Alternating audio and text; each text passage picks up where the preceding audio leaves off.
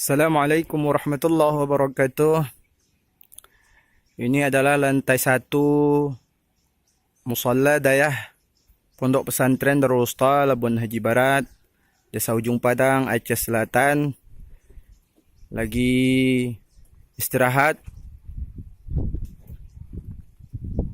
Ini tadi pagi sampai jam sekarang baru istirahat. Ini lagi dicor lantai pertama, lantai 1.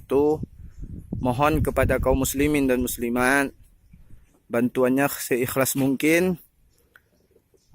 Di akun Facebook kami ada tersedia di situ nomor rekening serta dermawan-dermawan yang telah menyumbang seikhlas mungkinnya.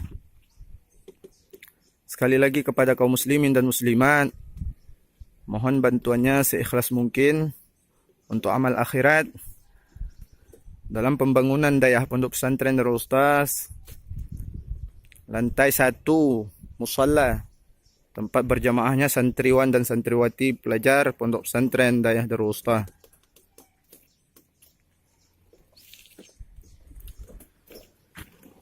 Ini masih banyak memerlukan bahan bangunan seperti besi, juga semen, kerikil, dan lain-lainnya.